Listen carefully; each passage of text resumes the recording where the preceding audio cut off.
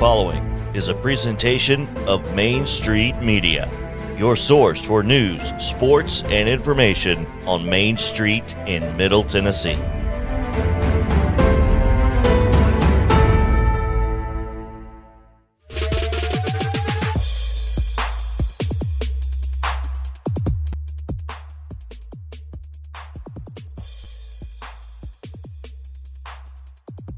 Welcome in to Main Street Sports today, presented by Mid-Tennessee Bone and Joint. Glad to be with you here on this Wednesday edition. It's weird with it being Wednesday. Yeah. This whole week is going to be off after being off on Monday. Yeah, it is what it is. Well, normally I don't mind short weeks, but it does kind of throw you off kilter a little bit, so there's that. That's okay. Well, I've been off kilter for the last few days because, you know, we had the Thursday game last week. I covered Mount Pleasant at Cascade, and so I was feeling all day like that was Friday, and then we had two Fridays, and then we're off Monday. So I have to look at my phone every day and figure out what day it is. And on top of all of that, with the games and the rescheduling and all of the things that go along with that, it's just been crazy. So yeah. Oh, by the way, speaking of rescheduling, just got a note here a little bit ago.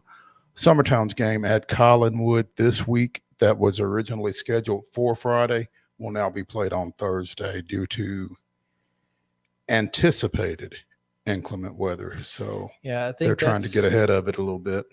A lot of folks in Alabama have been doing that this week, according to my dad. So I didn't know if we would see anything like that happening here. I know that there's at least one other game in the Middle Tennessee area that has been moved up in addition to the regularly scheduled Thursday night games. Right. So. Well, there you go. That is what we know. Mm-hmm. Obviously, the most up-to-date information that we can give you, we will always have. That's one of the reasons that we like the rundown, because we can give you that information. So let's get right to the rundown. What do you say? We'll just hop right in. The rundown. Tuesday volleyball action. Riverdale defeated Blackman 3-1. It was Davidson Academy defeating Ezel Harding 3-0. Franklin Road Academy with a 3-0 win over Columbia Academy. Also Loretto 3, Hampshire 0, Harpeth 3, Dixon County 0, and Lawrence County 3, Cannon County 0. With Summertown 3-2 over Murfreesboro Central. Oakland 3-0 winners over Laverne. Also 3-0 the rest of the way. Mount Pleasant over Perry County. Rockville over Stewart's Creek. Smyrna falling to Siegel, and Watertown over Westmoreland. In girls soccer action on Tuesday, it was Davidson Academy defeating Ezel Harding 8-0. Clarksville Academy with a 4-0 win over Donaldson Christian. Clarksville Northwest 4, Dixon County 0. Creekwood and East Robertson to a 1-1 draw. Cullioca and Fairview to a 2-2 draw. Zion Christian in a defensive slugfest, Downs Forest 9-6. It was Battleground Academy 5, Franklin Road Academy 1. Good Pasture Downs Friendship Christian 7-2, and Smith County and Greenbrier played to a 1-1 draw. Hume Fogg down Green Hill 3-0. It was CPA and Harpeth Hall playing to a 0-0 draw. Oakland 3-2 over Hendersonville Hickman County, edging Republic 1-0. It was Hunters Lane 6, Antioch 3, Merle Hyde 9, Independence Academy 0. Lead Academy 9, Kip Nashville 0. It was Wilson Central 1-0 over Laverne, and Tullahoma an 8-2 winner over Lawrence County. Cookville with the shutout victory 3-0 over Lebanon. It was Lipscomb Academy 5, Pope Prep 2. Martin Luther King with a 2-1 win over Glencliff. Mount Juliet shuts out Smyrna 6-0. It's Page 4, Lincoln County nothing. Page 4, Lincoln County nothing. There we go. Providence Christian with a 7-1 win over Middle Tennessee Christian, and Coffee County and Riverdale play to a 3-3 draw. Stewart's Creek 5, Rockville 0. Innsworth 3-0 over St. Cecilia. Station Camp 5-2 winners over Summit. Montgomery Central falls 5-0 to Sycamore. It was Bowling Green Kentucky 6, White House 1. White House Heritage fell to Gallatin 5-0, and Cheatham County down Whites Creek 9-0. Major League Baseball action on Tuesday. It was the Chicago Cubs defeating Cincinnati 9-3. The Cardinals with a 4-1 win over the Nats. The Rockies in 10 innings defeat Milwaukee 10-7. And the Braves took a share of first place in the National League East with a 10-9 win over the Athletics. In minor league baseball, the Sounds opened their series at Charlotte with a 4-0 loss to the Knights. Today's schedule in volleyball action at 6 p.m. Eagleville at Fayetteville, Oakland at Independence, Laverne playing host to Smyrna, Murfreesboro Central's at home against Communities. Summertown is at Spring Hill at 6:30. You can find Lebanon at Stewart's Creek and Wilson Central hosting Siegel at a time to be determined or probably already determined, just not communicated to us. Station Camp is at White House Heritage. Girls soccer action this evening at 4:30. Hillsborough is at Ezel Harding, and at 5, Ensworth is at Brentwood Academy. Major League Baseball, Cincinnati plays at Wrigley Field against the Cubs. That's a 6:40 start. The Nats continue their series in St. Louis at 6:45. The Brewers are at Colorado. That's a 7:40 first pitch. And the Braves continue their series at Oakland. That's an 8:40 start. Also, in the first game of a doubleheader, this is wrong. In the first game of a doubleheader, the Mets lead the Pirates 5-1 in the bottom of the ninth. The second game of that doubleheader will be played at 5:35 tonight. So that share of first place in the East may be fleeting. It is, in fact, but that's okay. It's fine. We knew the doubleheader was coming today. Not a big deal. Also, the Sounds will continue their series tonight at Charlotte. So, you all right? Not another cramp. No, it just is sore knee, sore knees.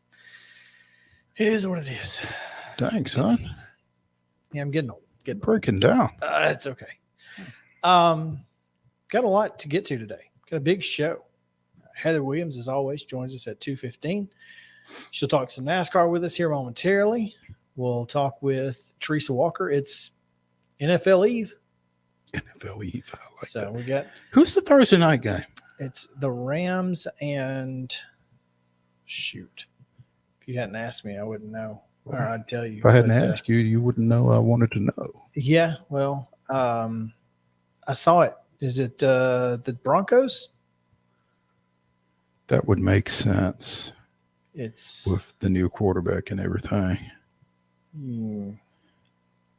I don't know. Where is it? It's the Bills.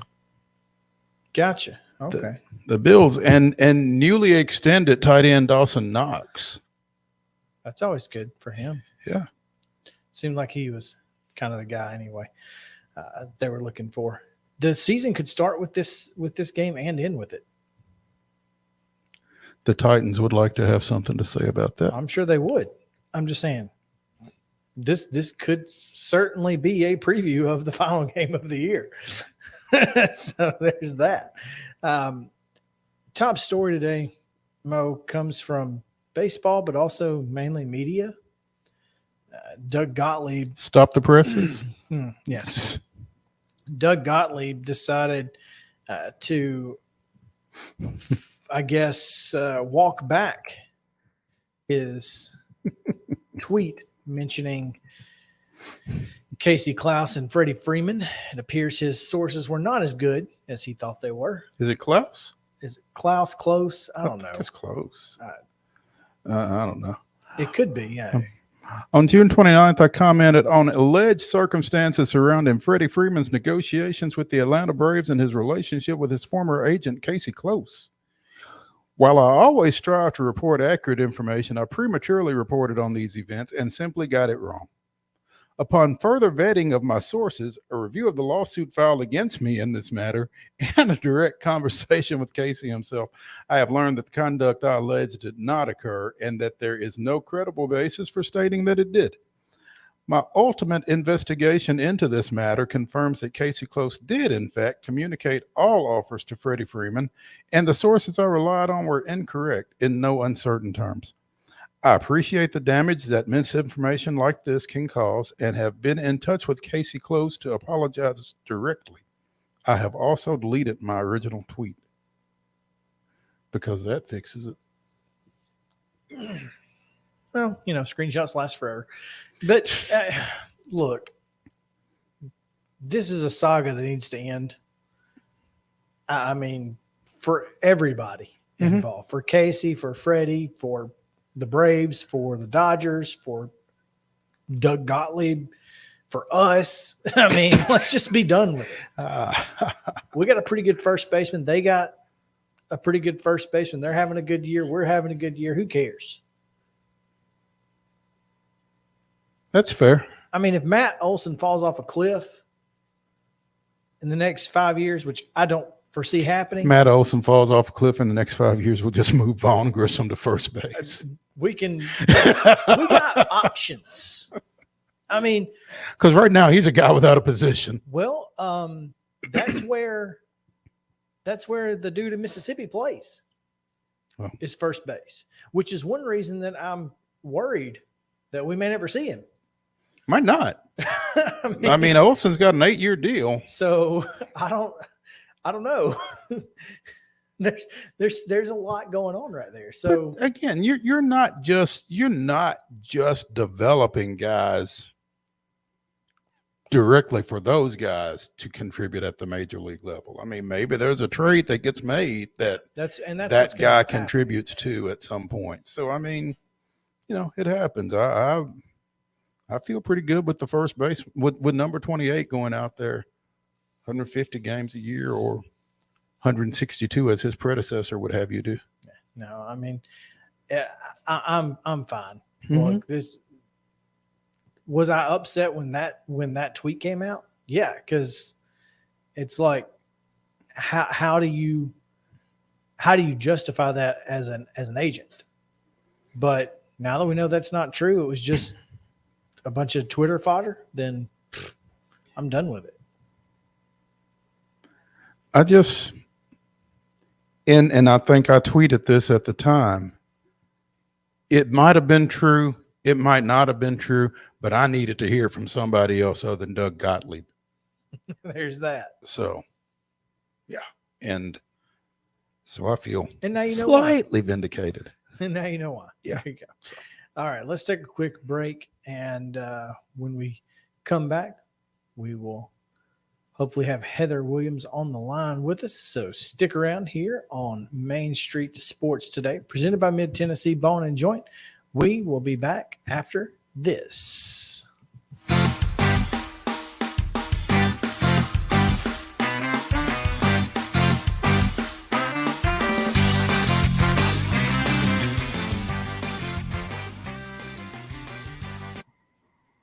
Mid-Tennessee Bone and Joint treats your orthopedic injuries and existing conditions. Our trained physicians will get you back in the game faster. Contact us at 931-381-2663 or www.mtbj.net.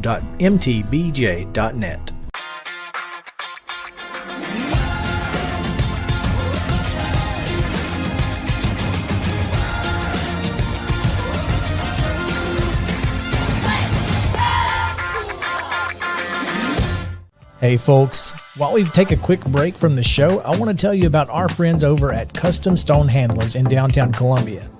Ed Rich and his team at Custom Stone Handlers believe in leadership. And outside of the military, our greatest leader building platform is sports. Custom Stone Handlers proudly encourages young people to get in the game.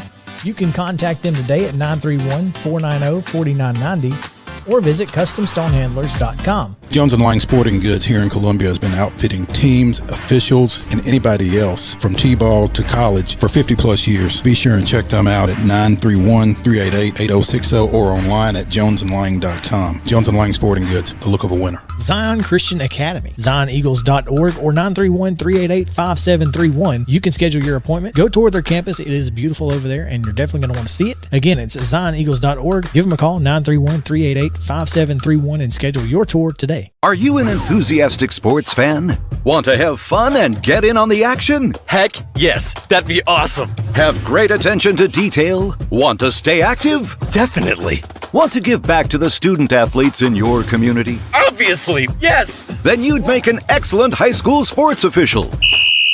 We need more officials in Tennessee. Because with no high school officials, there are no high school sports. Sign up today at highschoolofficials.com.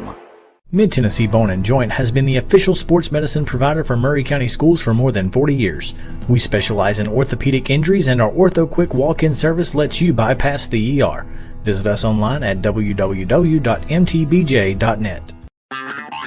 This is Chris Yao with Main Street Sports Today. Every show, Mo Patton and I welcome friends from all across the sports landscape, from high school coaches and reporters to national, college, and pro sports personalities. You never know who might stop by for a chat.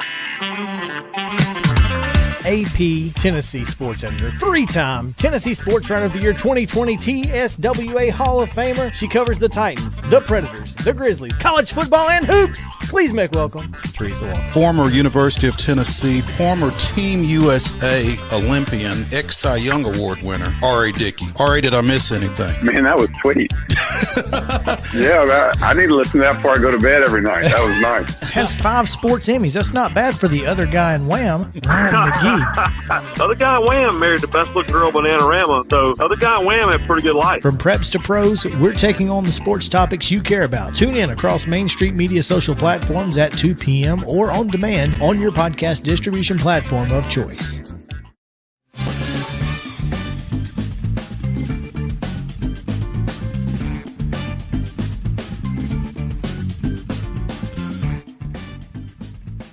Welcome back into Main Street Sports Today, presented by Mid-Tennessee Bone and Joint. Chris Yao alongside Mo Patton coming to you on this Wednesday edition of Main Street Sports Today, presented by Mid-Tennessee Bone and Joint. Glad to have you with us as always, and we are also glad it's Wednesday because we get to talk to WCYB TV's Heather Williams, who joins us now on the show. Heather, what's up? Hey guys, how you doing this Wednesday? We're good. We're good. We hit you up last week or the week before, I think, with some high school activity in addition to our NASCAR stuff. Any wild and wacky high school activity up in Upper East Tennessee that we need to know about, or we've kind of stepped away from the ledge on that? We're trying to keep it calm right now, trying to not get in too much trouble. No, I like it like that, nice and quiet. Yeah, ETSU too. Yeah, thankfully that worked its way out and settled. I guess they're just waiting on what they're going to do with athletic director. The interim guy last we talked said he probably would be there through the end of the year. So yeah, things have kind of quieted down at ETSU as well, hopefully for a while. So what you're saying is it appears that East Tennessee has put out most of its fires from the early season. I mean, I suppose there's probably still one out there smoldering a little bit. I think people are still asking questions about the softball team and what's going to happen with that coach, but they don't appear to be making any moves or putting any sanctions against the softball staff. So yeah, maybe a little smoke, but no fires at the moment. Well, Chris's segue kind of you missed it, Heather. He's trying to get from ETSU to Darlington, basically, and where there were a few fires. Oh, there was quite a big fire actually. And NASCAR actually announced today some rules changes to help maybe fix those fires. One of the things I thought was really interesting on that Larry McReynolds pointed out on his Sirius XM show earlier this week is that all these fires seem to be happening in Fords, which I don't know if there's a reason, if Ford is doing something that's causing that to happen, or if it's just complete coincidence that they've all been Fords, but all of them have been Fords. So we'll see what happens with the rules change that they've made.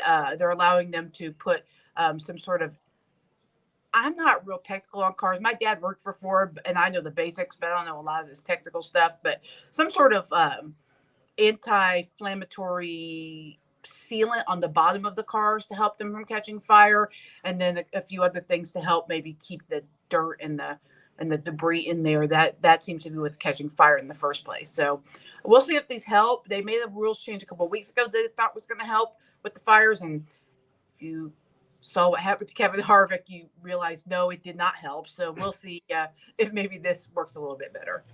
Reading a release from NASCAR from earlier today, the use of intumescent coatings are now permitted for the underside of the car's lower crush panels, inside the exhaust cover panels, and the upper surface of the rocker box.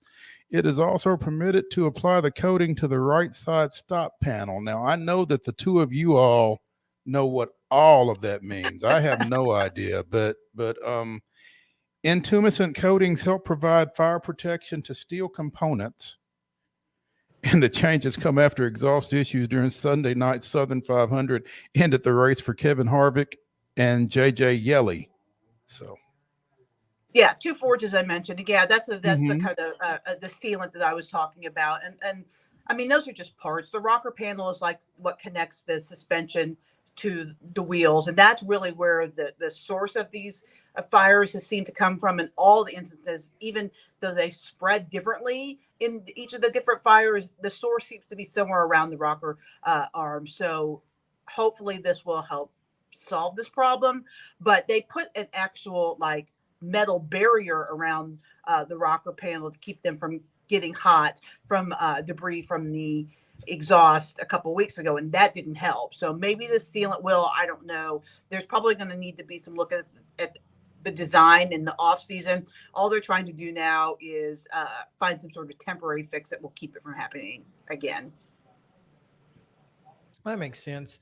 But the problem is that Kevin Harvick was in the playoffs, and now he's 16th in the standings and not really anything of his own doing. So that certainly fired him up. No, all pun intended. I'm not going to lie. I mean, yes, but I mean, Bubba Wallace is driving around Daytona in the top 15 or the top 10, and somebody wrecks in front of him, and he's out of the playoffs by nothing of his own doing. I mean, part of the sport is things happen not of your own doing. And sure, I mean, luck is part of it. It's not fun if you're Kevin Harvick, but it kind of is part of what the sport is. Yep, it absolutely is. That's just, but that being said, he was not happy. No. But let's be honest. Yeah, he was happy, but is he ever really happy? No.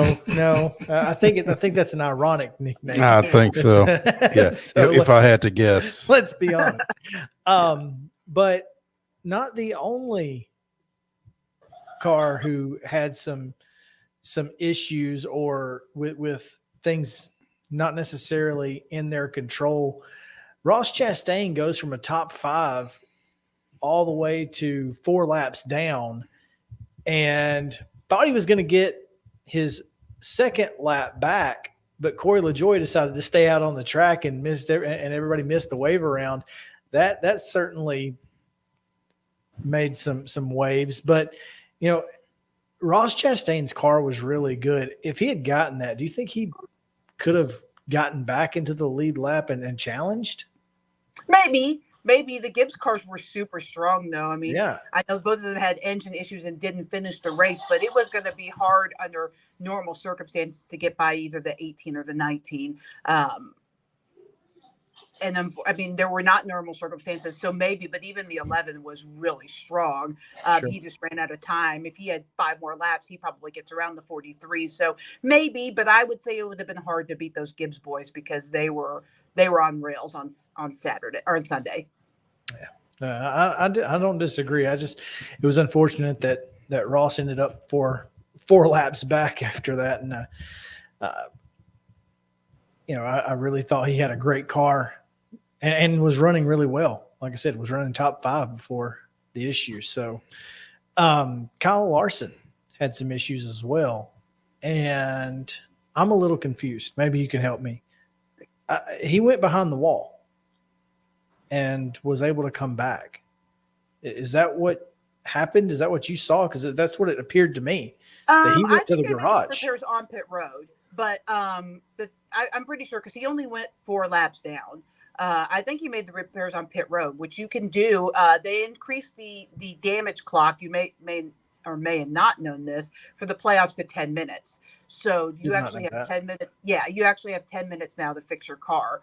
And they were able to make those repairs. And the thing about the damage clock too is that as long as you get back out by the end of your time and make a lap at minimum speed, your clock starts back over again.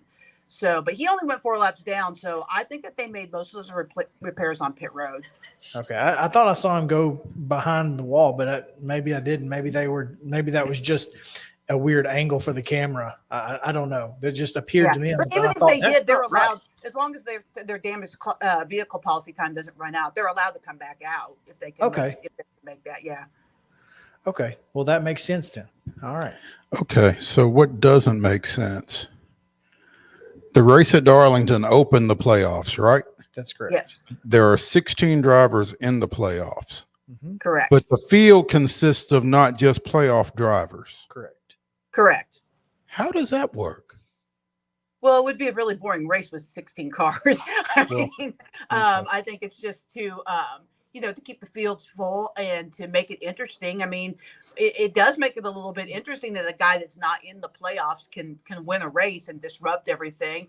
Although not really, because all his race win did was take away an automatic bid into the next round. Right. He's not taking a spot from anyone in the next round or anything like that. It just kept somebody from automatically qualifying to round 2 of the playoffs. So it's something that's unique to racing because racing is not a stick and ball sport. It is different than other sports. You really do need about 30 cars on the track minimum to make it interesting. So they run around with non-playoff guys, and sometimes the non-playoff guys become a factor, especially if you make them angry. They can make your life very miserable. Just ask guys like Denny Hamlin who have had run-ins with non-playoff drivers in the past during the playoffs.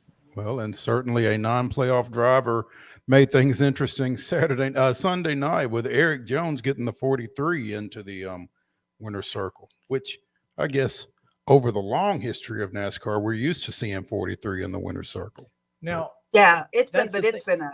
Go ahead. Wasn't that like 50 or 55 years to the day?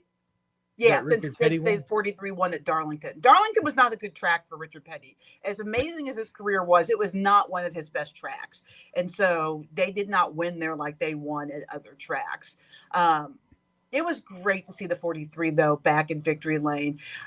I think that a lot of people don't realize that this is not really – it's Richard's car number, it's Richard's name, but it's not really Petty Motorsports of a year ago.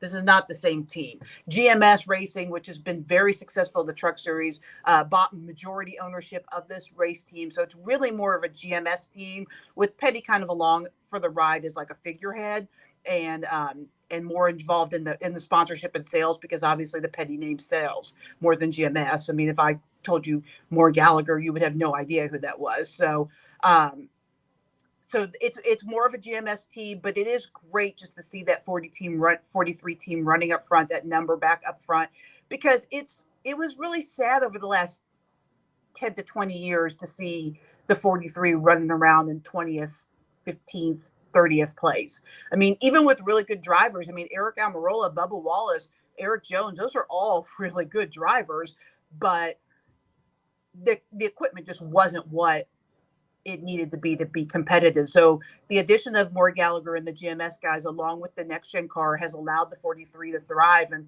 I think the 43 and 3 and the 11 being good, those historic numbers being good, is good for the sport.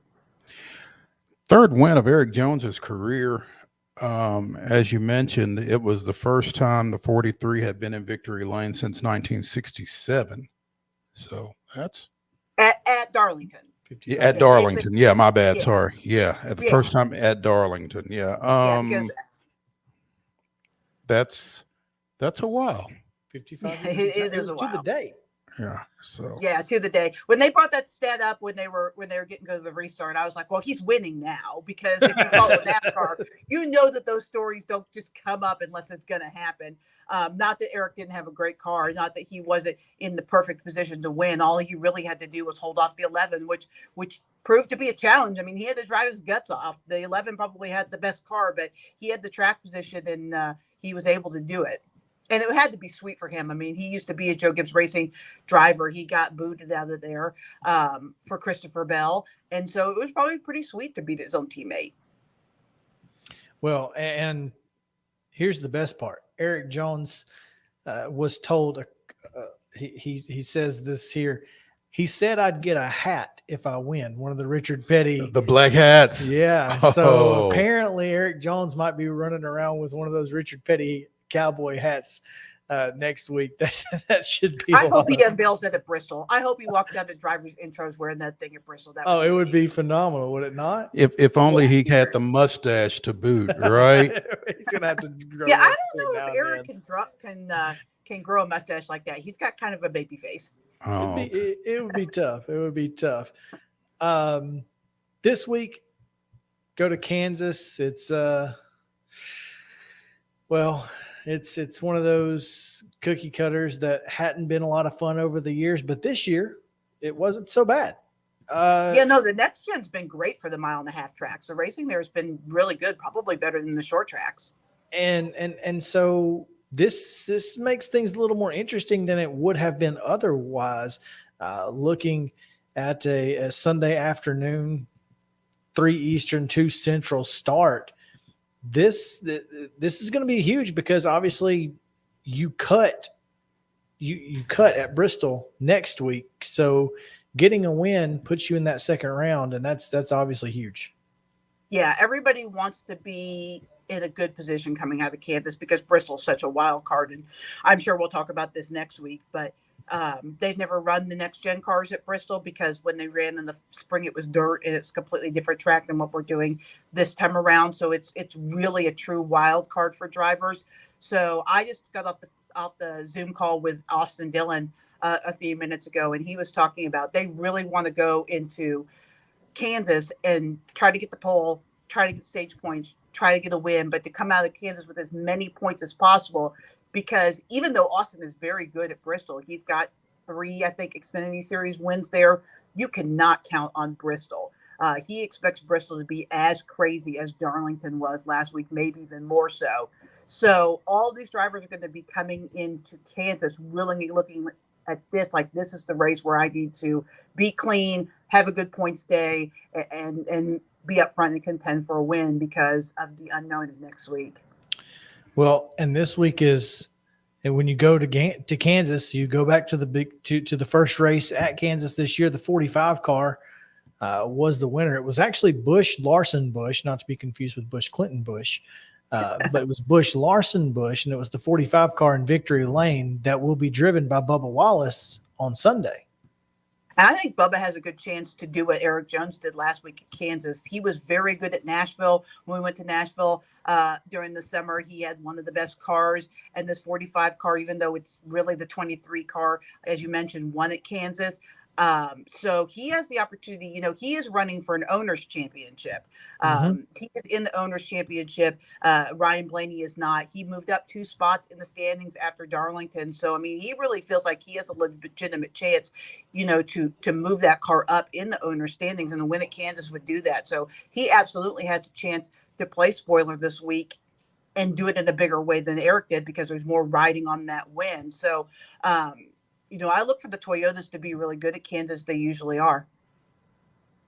So who's your pick, Heather? Oh, goodness. My pick for Kansas. It's probably going to be the same as my pick for Darlington, which he almost won. But I like him. I mean, he was a lap and he was going to get there. I like Denny again this week. He's very good at Kansas. Like I mentioned, I expect the Toyotas to be fast at the 1.5 miles. They always seem to be. Denny's got a couple of wins at Kansas. So I like Hamlin to win this race. I just think that the Toyotas are going to be the manufacturer to beat this weekend. Certainly wouldn't be the first time that they have been the manufacturer to beat. So they tend to get that way. And when they're good, they're all good. But when they're bad, they're terrible. I mean, it's amazing, isn't it? But I mean, they all work basically out of the same shop, right? Because you've got 4 Gibbs teams and you have 2 of the 2311 teams, which is affiliate of Gibbs. So I mean, they're all running the same stuff. So it makes sense. But I mean, their lineup, they're the smallest manufacturer in the garage area, but driver for driver, probably up and down the roster, even down to Ty Gibbs, probably the strongest core of 6 drivers you'll find in any organization. I would absolutely agree. Heather, as always, we appreciate you and looking forward to Kansas this weekend. Yep. Thank you, guys. We'll see you next week. All right. We'll take a quick break. When we come back, we'll talk a little college football and, well, old LSU coaches, new LSU coaches, they all had something to say. So we'll talk about it after this on Main Street Sports today, presented by Mid-Tennessee Bone and Joint. Stick around, be right back.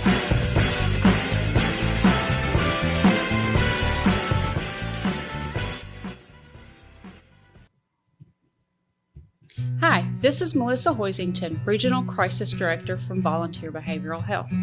Disasters can affect everything in your life, including your emotional health. Help is available during these uncertain times.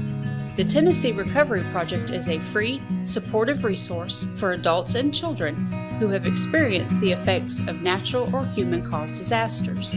Specialists are available for counseling by phone or in person.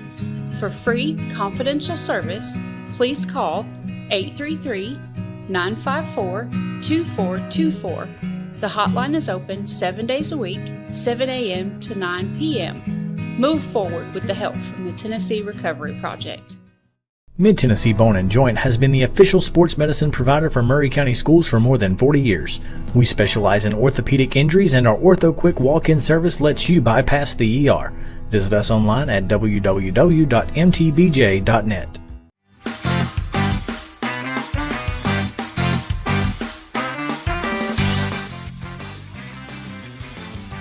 Welcome back in to Main Street Sports today, presented by Mid-Tennessee Bone and Joint. Glad to have you with us on this Wednesday. Oh, what a day it has been. Well, we've got a lot of football to be played this week, starting with high schools and pro, and I don't know if there's any college games this weekend or not. Probably not any of note on Thursday. But you never know. It very well could be. But Louisville UCF on Friday, Boise at New Mexico on Friday as well. No Thursday games. So watch and listen to Herbie. UT Martin at Missouri State on ESPN Plus tomorrow night, 7:00 kick out in Springfield. That we were talking to that said expect a lot of UT Martin Thursday games. Well, John Hattler was who we spoke to about the OVC. And I don't remember who it was when we talked about a lot of Thursday games because of the Ty, what Westview's quarterback. Oh, Ty Simpson? And Jason trying to get to Tuscaloosa or Austin or wherever he might be that week. Well, if you're an Alabama quarterback and you're not Bryce Young, I'm not sure how much you're going to be playing this fall. Speaking of Alabama quarterbacks and Bryce Young and all of that, I have just read momentarily that the power is out in the Austin airport, and so all flights have been delayed or diverted. Now, I don't know when Alabama was flying in, but I'm just saying that's next level right there. That kind of takes the air conditioning in the locker room being out. That kind of level escalates things a little bit, I guess. You can't even get here to be uncomfortable. That's But they have had issues with their grid in Texas. So who knows? Who knows? Could be Steve Sarkisian. Maybe not. We don't know. I'm not sure Sarkisian swings that kind of weight in Texas yet. Yeah, but if it's Alabama, they want him to. Alabama's coming. They'll do anything they can, whatever it takes. Every little bit helps, right? Well, when you're talking about the process and you're talking about everything that goes into planning every little detail, throwing that off could be. I don't know. I'm sure it's not going over very well. Oh, no, Nick is cussing. If he was in a plane on his way to Austin, he's cussing. Coach, we can't land. Excuse me? Oh. Did you say? Right. Yeah, no, he's man, that's I mean, for whatever Saban is, he doesn't strike me as a whatever happens kind of guy. Oh, no, he's not a roll with the punches kind of guy. He's not a let it roll off your back. No, he's not an it is what it is kind of guy. No. I'm just saying. And look, I mean, we've seen Texas has already disrespected the Tide once this week, trying to put their band up in the 5,500 section or whatever. So the $1 million band said, "No, we're good. We're just not going to come." And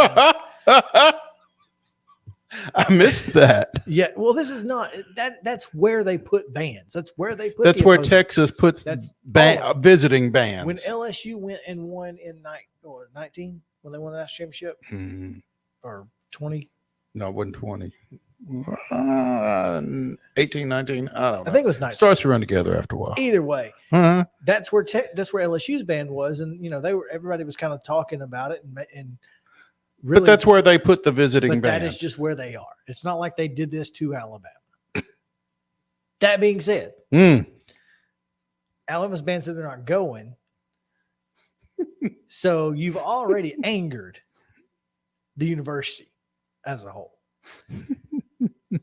You were coming in as 19.5 point dogs, I think is the current line, or was the starting line. I have no idea what it's at now. How bad do you think Alabama is going to beat Texas? As bad as they want to? It may be worse than it was going to be. It's 20. 20 now? Even 20, apparently. Okay. Well, it's 19.5 an hour pick 'em. So Alabama is a 20-point favorite, and the number is 65.5. So they think Alabama is going to win 45-20 ish. Yeah. Wow. In Austin. Maybe that doesn't matter because it is Alabama. They don't care. I don't know, man. I'm just saying there's been a lot of disrespect this week. Perceived disrespect, which I guess is all that as a former coworker used to say, perception is reality. So especially at the University of Alabama. So doesn't matter how many bands you've put up there before. You don't put ours up there. No, nobody coming puts, at you. Nobody puts the $1 million band. Kidding me? Yeah. No, sir. Anyway, so yeah, the question was how bad will Alabama beat them? It's however bad they want, and that was going to happen regardless.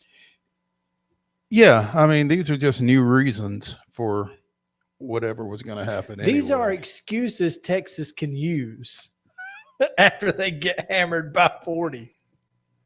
Or excuses Alabama can use after hammering them by 40. Why y'all got to be so mean? They were mean first. Speaking of being mean first, or starting it and someone else finishing it. Right. Exactly. Let's listen to the current LSU coach and a comment he made in a press conference about a reporter who showed up 3 minutes early, apparently, to the 12 o'clock press conference. This late arriving media crowd that must have enjoyed the weekend.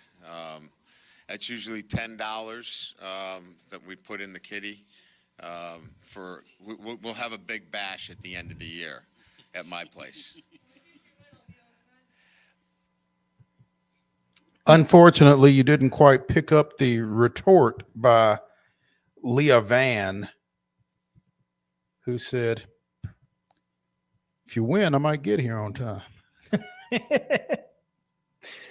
And look, Leah tweeted that, she was running from a doctor's appointment. She got there at 11:57 for a noon press conference. Brian Kelly called her out, said jokingly owed her $10, and you heard it. I mean, the difference between he and Ed Orgeron is you can tell when Ed's joking and you can't tell when Brian's joking because he's just stoic. Well, and not only that, but I'm just not sure that he's in a position to be joking like that right now. Well, if you are, be obvious about it. Like, understand that you can joke with your media. We want you to. We want you to be you, and that's part of the problem One, I'm not sure it's him. I don't know if it is or not because we don't know who Brian Kelly is. He's been so many different things since he got here. I don't know which one's real. Yeah, where'd the accent go? So, but I mean, if you are obvious about it and, and laugh in the middle of it, Mhm. hey, that's $10. And you can take it when she says, Yeah. "Hey." Laugh when she comes back with the, Mhm. with it, and everything's good. But you kind of didn't take. You could dish it out, but you couldn't take it. And now folks are kind of getting on you. And Leah went to bat for him. She said it wasn't my finest hour. I apologized after, and he was chill. Said I still owe him $10. So clearly he took it and apparently they're good. He's good. Fine. She's good. I don't care at that point. If they're fine with each other, and she's a beat writer for the Advocate, as is friend of the show Scott Rabelais. Or I guess he's a columnist. He's not really a beat writer, but nonetheless, they're good. So it's all they're good. But the reason I brought that up, one, because everybody's talking about it, but two, the former coach at LSU has a little bit more personality when he's joking. A little bit. Mo, so let's watch. So grateful of my time for LSU. That was my opportunity. Coaches got a shelf. Some coaches got 50 years. Some coaches got 12. Mine was 6. Good. I got to tell you, we had a meeting. They coach, things are not going well.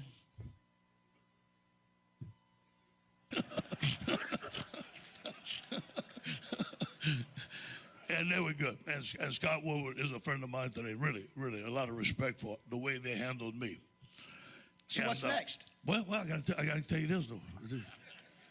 Say, Coach, you got $17.1 million on your contract. We're going to give it to you. I said, what time you want me to leave and what door you want me out of, brother? So, look, the personalities could not be any different. No. They could not be more. They are yin and yang. They are apples and lug nuts. They could not be any more different. I'm going to take credit for that one, actually. That's your line. But you're right. I mean, it's so wild how you can go from a guy like Ed Orgeron to a guy like Brian Kelly. But this is not unusual. They went from Nick Saban to Les Miles. Yeah. So there's that. And from Miles to Orgeron. And for Miles, was just weird.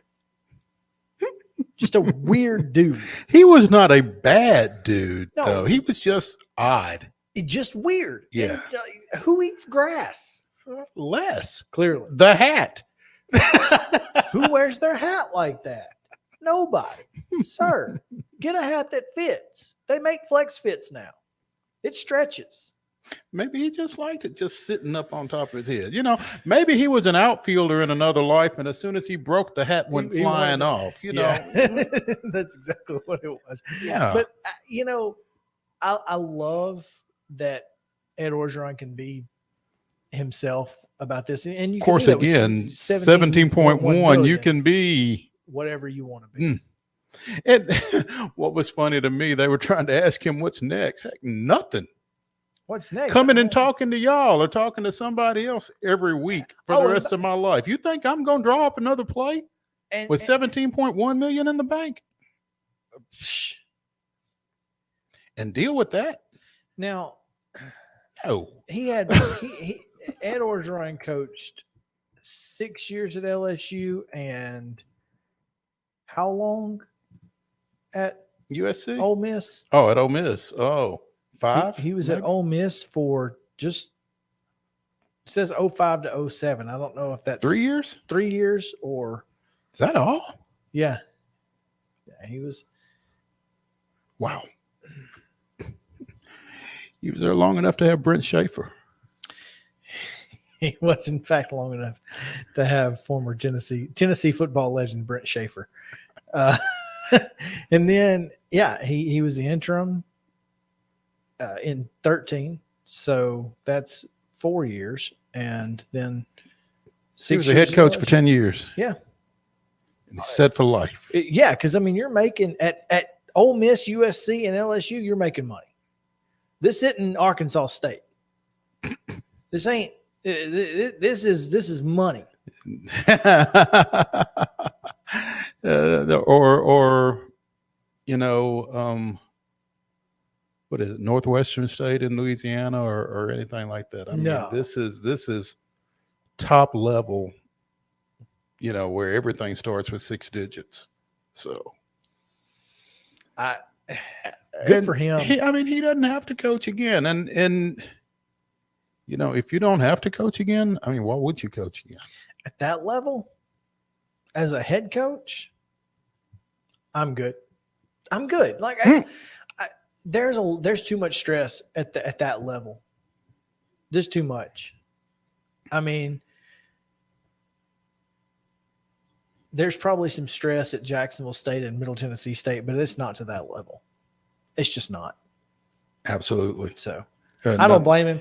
Go talk to the Little Rock Touchdown Club all you want, buddy, and enjoy your life. We're not going to be mad at you. So, all right. Let's come talk to us. Talk to us. Yeah. We'll be happy to oblige you all day, every day. Mm-hmm. Ed Orgeron has an open invitation to come on Main Street Sports today. We'll make room for him.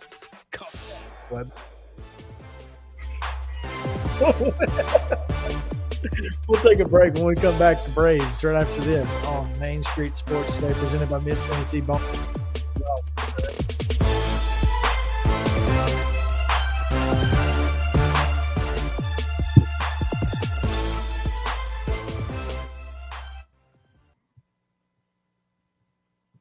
Mid-Tennessee Bone and Joint treats your orthopedic injuries and existing conditions. Our trained physicians will get you back in the game faster.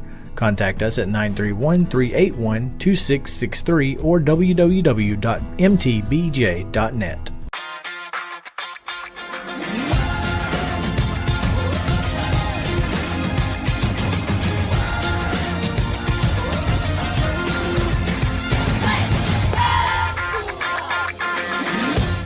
Hey folks, while we take a quick break from the show, I want to tell you about our friends over at Custom Stone Handlers in downtown Columbia.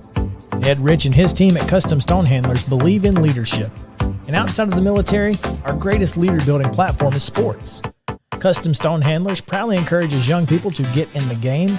You can contact them today at 931-490-4990 or visit CustomStonehandlers.com. Jones & Lang Sporting Goods here in Columbia has been outfitting teams, officials, and anybody else from T-ball to college for 50-plus years. Be sure and check them out at 931-388-8060 or online at jonesandlang.com. Jones & Lang Sporting Goods, the look of a winner. Zion Christian Academy, ZionEagles.org or 931-388-5731. You can schedule your appointment. Go tour their campus. It is beautiful over there, and you're definitely going to want to see it. Again, it's ZionEagles.org. Give them a call, 931-388-5731, and schedule your tour today. A game without a crowd is just a scrimmage. A performance without an audience is just a rehearsal. Without your presence, high school sports and the performing arts aren't possible. Ensure that these essential extracurricular activities continue to enrich the lives of students in Tennessee. Purchase a ticket to your local high school's game or performance. This message presented by the TSSAA.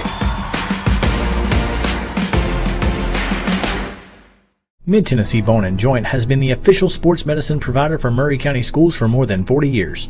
We specialize in orthopedic injuries, and our Ortho Quick walk-in service lets you bypass the ER. Visit us online at www.mtbj.net.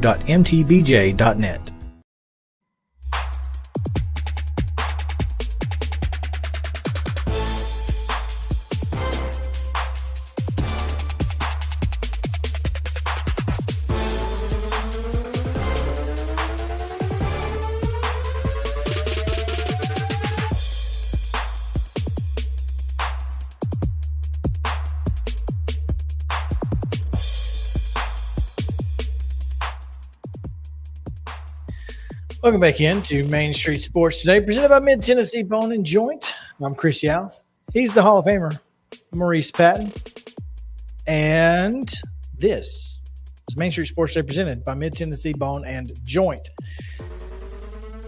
As always, Mo, it's time to talk about the Atlanta Braves. We try to do this just before 3 o'clock each and every day. So if you're a Braves fan, you're looking for daily Braves segments, we've got you right here. You can check us out right before, somewhere around 2:50 every day. Mm-hmm. That's about when it happens. Last night, the Atlanta Braves got a big win, but it wasn't easy. No. Goodness gracious, no, it wasn't. The A's wouldn't go away, man. I mean, they were up 6-1 at one time. They were up 9-5 at one time, and every time we turned around, the A's were tying it up. I don't know how that team is 40-something and 80-something. It's just a bad night, I think, on the part of Kyle Wright for one, and then Dylan but I Lee mean, gave up a 3-run homer. They do seem to hit the ball really well. I think, I truly think it's their pitching. Yeah, I guess. I mean, you can't give up 10 every night out. That's for sure. No, you cannot. Vaughn Grissom there with a 2-run single in the first, and then here's Matt Olson with a absolute tank. Dynamo. Yeah, goes as dead center as you can get. He's never done that before in that stadium, I bet. Yeah, I think he's probably seen that a few times. And those fans who gave him a standing ovation ahead of time gave him plenty of accolades there. But he's certainly been fantastic for the Braves as we talked. And then obviously Kyle Wright just didn't have it. He did not have it. Sometimes you don't. He did not have it. And they tried to nurse him through 5. And couldn't get there. Yeah. I mean, it became detrimental to the team's goals, keeping him out there. And so, it's unfortunate. But again, the bullpen, once again, we see Iglesias in the 7th, which told everybody that means that it's going to be Jansen in the 9th. And last night he was the Kenley Jansen that we all know and love, I guess. Well, maybe there's just something about being on the left coast. I don't know, but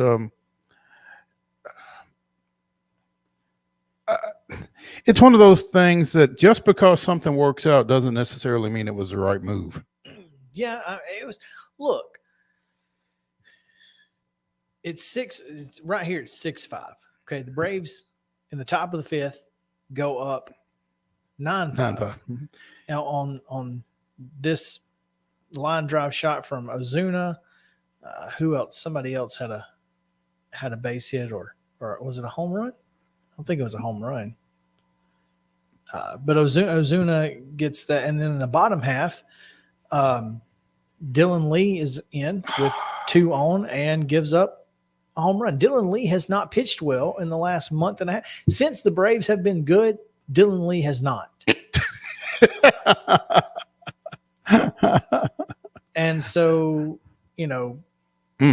that hurts you right there. But that was a pinch hit home run, by the way. Mark Kotsay pushing the right button at the right time. Mark Kotsay, gotta love that guy. Isn't that something? Mark Kotsay is a manager. I covered Mark Kotsay in the 1995 College World Series, by the way, when he played at Cal State Fullerton. There you go. No, I know I'm old. Shoot. But then in the 6th, the top of the 6th, you get Acuna, who apparently, and this makes a lot of sense, apparently they are they're not stopping Acuna, and Acuna's not stopping because of his leg. If he's out, he's out. But he's not stopping on a dime around in 3rd. He's just going. And I guess that makes sense. I'll take an out versus him being down for an extended period of time. Yeah. So he scores there in the 6th, and then 7, 8, 9, neither team, after 19 runs, through 6 innings, and then it's just shut it off. And then it's 18 outs in a row. Like, what's going on here? It's crazy. So there's that. But the Braves are now a half game back after the Mets won this morning. Thanks, Pirates. And the Pirates. The Pirates did what realistically you expected the Pirates to do. Yeah, no, we got lucky yesterday. You're right, but we'll take it. And we'll take the luck anytime we can get it. Now, if they beat DeGrom tonight, I mean, I don't know. I'll just have to go cry into a pillow of tears of joy. 5-1 Mets in the final earlier today. The Braves and the A's. Oh, the A's 2-0 in the bottom of the first. Don't like that. How'd they get there? I don't know. Hang on, I'll tell you. But, Stephen Vogt. Oh, are you kidding me? Doubles off of Strider. Steve. And then an infield ground out scores a run. There you go. Stephen Vogt. At least wasn't Kevin Smith. That guy. Steve. Anyway. Yeah. All right. Well, there you have it. It's okay. 2-0, bottom of the first. It ain't Fetty, but we're going to score some runs. Yeah. So. Oakland's still batting in the bottom of the first. Got 2 outs and a runner at second. So there you go. Let's get out of this Spencer Strider. Please look. Quick break. When we come back, Teresa Walker joins us here on Main Street Sports today. Go ahead and give us his damn Braves history. Oh, okay. Where are we at? September 7th, 1997. Staked to a 2-run lead on Chipper Jones's first inning homer. Denny Nagel throws 7 shutout innings. Alan Embry and Mark Rollers combined to close out Atlanta's 4-0 win at San Diego. With the win, Nagel improves to 20-3. Denny Nagel. That's a name I hadn't heard in a while. There we go. Loved that guy. All right. Ex-Pirate. Teresa Walker joins us right after this. Y'all stick around.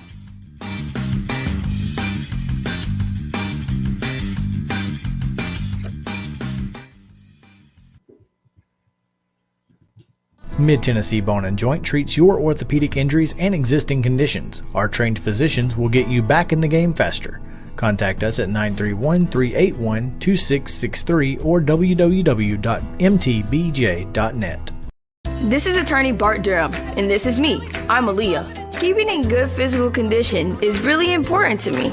But when I had a wreck with a tractor-trailer truck that hurt my legs so bad I couldn't work for almost a year, I knew I needed a lawyer that understood tractor-trailer cases. So I called Bart. Bart gets millions of dollars for his clients every year. At Bart Durham Injury Law, we've handled hundreds of tractor-trailer cases. My dad and I want to help. Give us a call at 615-242-9000. Came in with 100. Oh.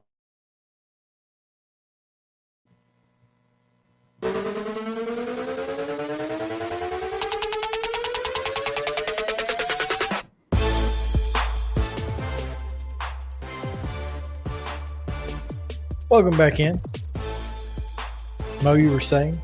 I was reading a tweet from Valley Sports South at Valley Sports SO. Spencer Strider came into today's game with 174 strikeouts. And it says Spencer Strider could technically join the National League's 200 strikeout club today. We're not ruling anything out. That's 26 short. I mean, and it could happen. Yeah. It's 27 outs in a game. Hey, it could happen. It Not could right happen. now. He's throwing a lot of pitches in the first inning. I don't think he's going to be striking out 26 today. So well, yeah, there's that. Mo mentioned it's NFL Eve, and so excited. I'm pumped. And the Tennessee Titans are obviously getting ready for their Week 1 tilt with the New York Football Giants. The depth chart is available in the hands of some folks, including Teresa Walker. And that's who we're going to talk to right now as we talk to Teresa Walker of the Associated Press. Teresa, how are you?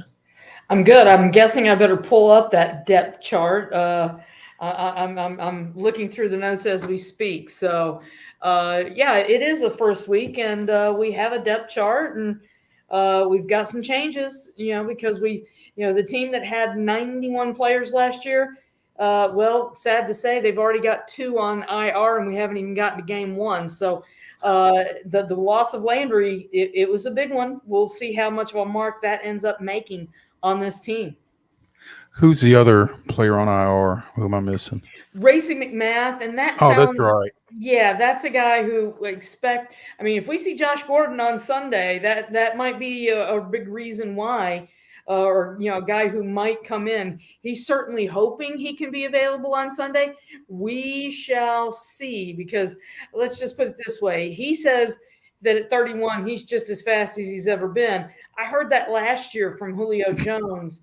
So excuse me if I take that with a grain of salt.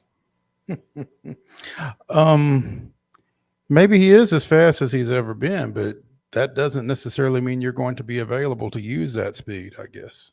Exactly. He's on the practice squad, and that's the thing. We're going to have to wait and see. Do they elevate somebody and give them a shot and see what we do? I will say this: the thing that's probably the most interesting. Sorry, allergies, man. I tell you, the interesting thing about the starting lineups, or the depth chart rather. Roger McCreary is listed as the starter ahead of Caleb Farley. That means that rookie out of Auburn has beaten out the first rounder from last year for that job. Now, I do expect we'll see Caleb Farley quite a bit, but that means, Farley is, essentially has been beaten out by a rookie. And then to fill the Harold Landry spot, right now they're listing Danico Autry as the other outside linebacker. And guys, I'll say this. I think the reason they're able to do that, besides his versatility, the signing of DeMarcus Walker early this spring, I think is going to be a guy who ends up playing a big role in the depth of this defensive front seven. And, let's not forget, Danico Autry, 9 sacks last year. So it's not like, yes, you lose Harold Landry and his 12 sacks, but you still have a guy who's replacing him who had 9 sacks. And then, the big ones that we kind of knew because, John Robinson said it in the preseason finale, Nicholas Petit-Frere, another rookie, has the right tackle job. And Aaron Brewer, he kind of had that left guard spot from the start of training camp. So is there anyone else you want to ask me about? I mean, Robert Woods is listed as the starting receiver. Nick Westbrook-Akine is the other starter at wide receiver. So, they're going to make sure that Treylon Burks earns everything he gets as a rookie. Where is Rashad Weaver? Rashad Weaver, he is listed as one of those key reserves. And I'll be honest, that's who I thought they might tap. And we'll see a bunch of him. He had a really great preseason. He was limited to 3 games last year, broken leg. But I have a feeling we will see him a lot. And, again, that versatility, I'm really curious to see what they end up doing because, guess what? You could bring out Rashad Weaver and just slide Autry over a spot, go with Tierre Tart, Jeffrey Simmons, Bud Dupree. So I'm really curious to see what they do. And here's the thing. You don't want to lose a Harold Landry for the season to an ACL, but to have that injury on Wednesday, not today, but a week ago, gave them time to emotionally absorb that loss and then start schematically thinking, what do we do? Which pieces do we start moving around? And allows people to get in the right frame of mind and scheme to deal with this loss. I'm going to ask you a question, and you don't have to answer it. You can tell me I'm crazy, and I may be crazy, but I'm just it may be too early to tell. You can answer it that way, however you want to, or not. Is 2021 the worst draft in the history of this organization? It wasn't too good, was it? I'm trying to. Well, let's not forget. There was Isaiah Wilson the year Caleb before. Farley, Dylan Radins, Monty Rice, Elijah Molden, Rashad Weaver, who let's hope he actually works out, Racy McMath, and Brady Breeze. No. I'm not going there, Chris, because again, 2020. Hello, Isaiah Wilson completely whiffed on a first rounder. Elijah Molden started games last year as a rookie. Okay, Brady Breeze played games last year as a rookie. Rashad Weaver broke a leg. Caleb Farley torn ACL. Injuries happen. So I don't think you can downgrade the draft for that. Now, Dylan Radins as a 2nd round pick, I'm probably, if I'm John Robinson, it's like, okay, we whiffed badly on Isaiah Wilson. Dylan Radins, maybe we shouldn't have taken a guy who played one game in 2020 coming out of an FCS program, no matter how impressive my husband thinks North Dakota State is. The fact of the matter is he played one game in 2020. They did take a risk on Caleb Farley, who was the first guy to opt out during the pandemic for 2020. So, and then he had the back issue last year. But Caleb Farley is going to play this year, okay? Just the fact that Roger McCreary is listed as the starter at cornerback, you will see a lot of Caleb Farley, number 3, on the field this year. Elijah Molden, he's on the injury report. You will see him as well this year. So this team was the number 1 seed last year. Elijah Molden was a big key of that defense. So, Brady Breeze had his moments. So I'm not going there. Dylan Radins, Isaiah Wilson, 2 really bad offensive line picks at this moment. But Radins still isn't as bad as Wilson, though. At least Radins is on the team. There's that. Ding, ding, ding. And he is a guy who, when you needed him to start on a few hours' notice, he started a game at left tackle last year. He's working and continuing to work, and he is a depth piece right now. That's not what you want out of a second-round pick. What you want out of a second-round pick is a starter like Roger McCreary. They got that this year. Not every draft, Chris, can be like 2019. And what did they get? Oh, yeah, that's right. Jeffrey Simmons, AJ Brown. Oh, and stop, because remember how they got ripped for Jeffrey Simmons at the time. Oh, yeah. Ding, ding, ding. How dare they take a guy at 19 who had torn his ACL, and not only did he get on the field as a rookie, he was on the field in mid-October. So, that 2019 class was so very good. It makes things kind of pale in comparison. It's a little similar to the 2016 draft when they got some guy named Derrick Henry, Kevin Byard, Jack Conklin, and 3 of those guys have been all pro. So you cannot hit grand slams every draft. The 2020 draft, by the way, was Isaiah Wilson, Christian Fulton, Darrington Evans, Laurel Murchison, stay healthy. Laurel Murchison, Cole McDonald. Yeah, that was a flyer that I didn't like at all. Chris Jackson, who is still around and still on this team and finding ways to contribute. Right now, he's on the practice squad. And, looking at that draft class, obviously Isaiah Wilson, not good. Christian Fulton has been a starter since his rookie season. So, that helps certainly salvage that class for sure. If Roger McCreary can be anything like Christian Fulton, I'll take a rookie starting. There you go. Because look, I'm just saying, it just when you look at the way that almost everybody in that class has either not been healthy or is not starting, it just, you look at it and you go, my goodness, what a terrible draft it was. But it's relative to the fact of all the success that John Robinson has had since becoming GM. So it's kind of hard, everybody kind of has a down day sometimes. Well, and when you've had the general success that he's had, it makes it look a little bit more glaring when he does whiff. Right. So yeah.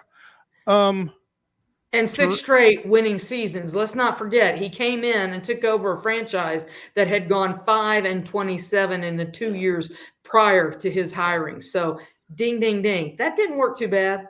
Yeah, not at all. Speaking of J-Rob's drafts, getting ready to play the Giants.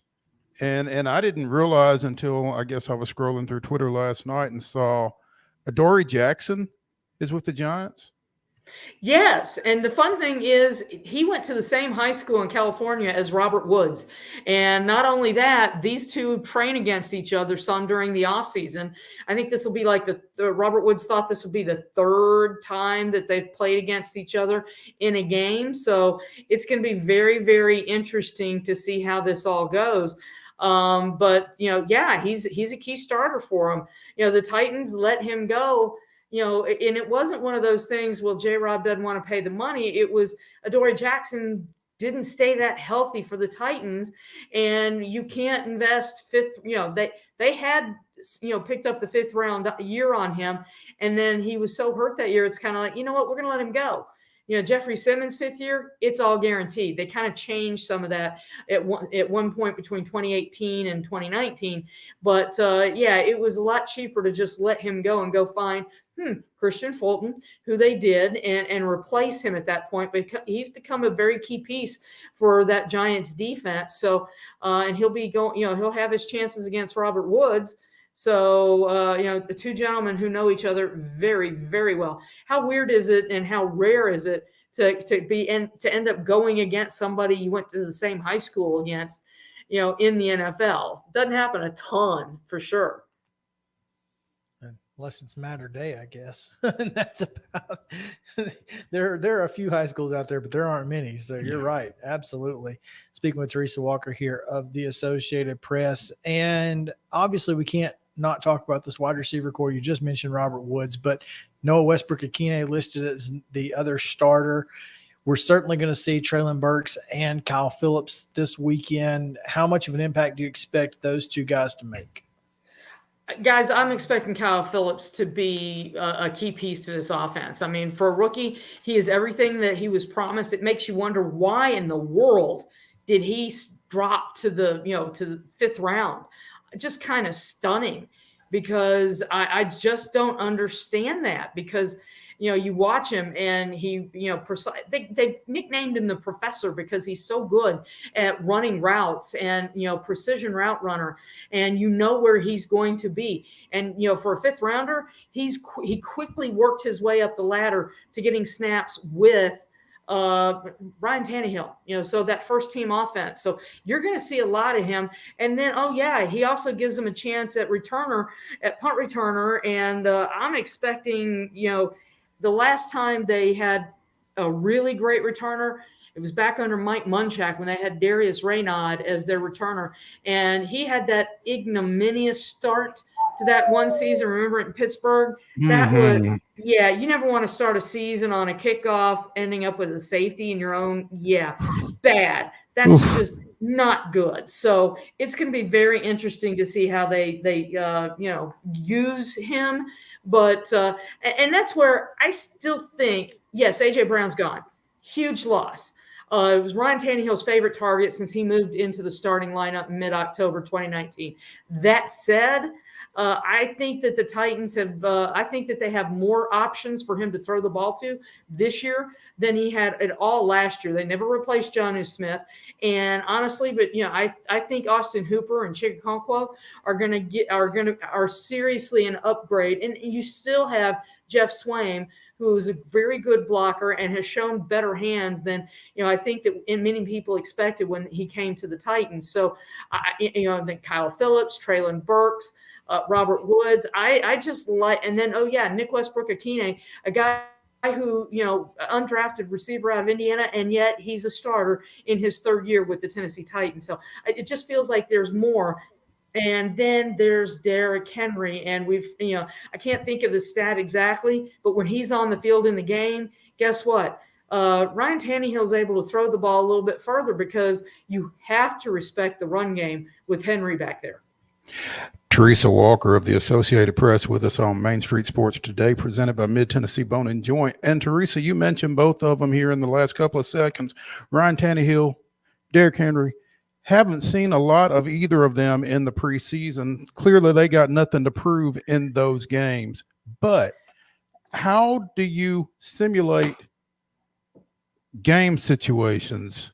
And how rusty are they? How quickly do they knock it off in a real game situation like they're going to face Sunday against the Giants? Well, I'm going to say this. Ryan Tannehill had joint practices against the Bucs and the Cardinals. We didn't see much of Derrick Henry against the Bucs. I was not here for the Cardinals, but from what I read, it looked like he got a little bit more stuff. Let's just put it this way. Derrick Henry has been running the ball really well, and he knows which direction since Yulee, Florida. I think I don't have a worry about him having rust. You watch him when he's not practicing, he's working in the sand pit or doing something, he'll be ready. I don't expect much rust at all. I'm more concerned about how this offensive line, how they're opening holes for him and things like that. But, and here's one thing that's in the Titans' favor. Last year they had a home opener and they stunk up the joint against the Arizona Cardinals. It was 38-13, I think, was the final in that game. Chandler Jones ate the offensive line's lunch. 5 sacks in that game, forced 2 fumbles. So I think they're going to be remembering that loss just a little bit. And then, it is the New York Giants. And in fact, I can't wait to use this quote tomorrow, but I asked Bud Dupree, it's like, how much does seeing Derrick Henry help you for Saquon Barkley? Well, let's just put it this way. Bud Dupree doesn't see any comparison between Derrick Henry and Saquon Barkley. Just saying. Wait to read the story tomorrow, but it was a really. I have video of Bud Dupree on this because his expression. That's the thing that really kind of sells the quote. It's like, there's no Derrick Henry, and Wheat Martindale, who's now the Giants defensive coordinator, who knows Henry well from the Ravens days. He said he's the king. He said if you're Game of Thrones fans, he's sitting on the Iron Throne. Ain't nobody taking the king's crown this year, at least not from the Giants' perspective. Certainly not Jonathan Taylor. No. But anyway, that's another story for another day. Yeah. Let's digress on that one. Yeah.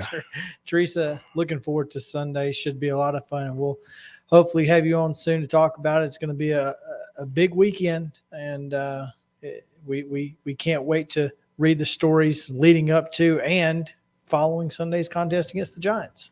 325 kick, by the way, on that Giants-Titans matchup at Nissan Stadium. So caught me by surprise.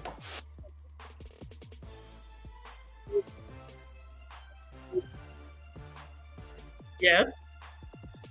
From today. So that should be fun. Should be. Thanks, Teresa. Thanks, guys. I got to go finish my story for today. Talk to you later. Have a good one. All right, we're going to take a quick break. When we come back, I got to get Teresa off the. Goodness gracious. Too much going on today. Too much. Anyway, there we go. That's what I need to do. We'll take a quick break. When we come back, it's Wild and Wacky Wednesday, the weirdest and wildest news from across the world. Y'all stick around.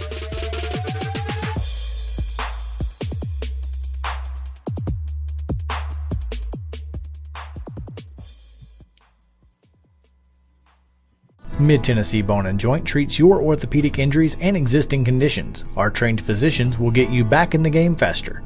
Contact us at 931-381-2663 or www.mtbj.net. A game without a crowd is just a scrimmage. A performance without an audience is just a rehearsal. Without your presence, high school sports and the performing arts aren't possible. Ensure that these essential extracurricular activities continue to enrich the lives of students in Tennessee. Purchase a ticket to your local high school's game or performance. This message presented by the TERESA.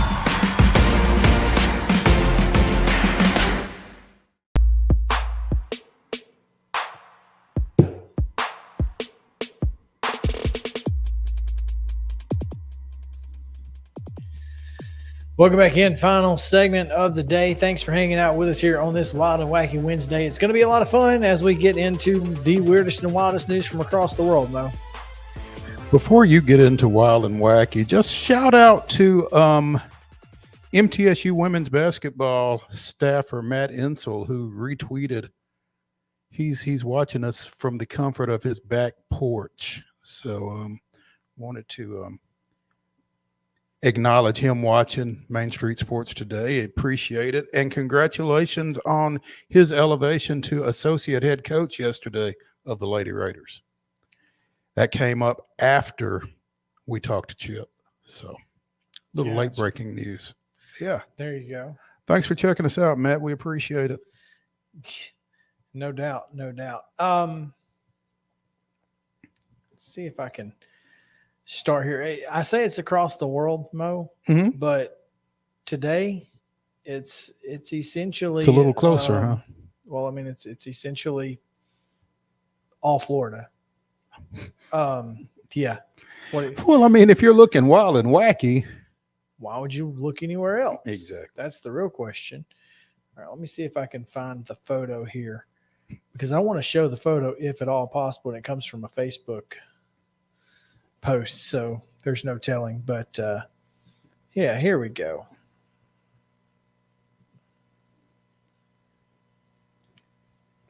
Yes, that is in fact a massive gator On somebody's cargo. tied to a cargo rack of what appears to be a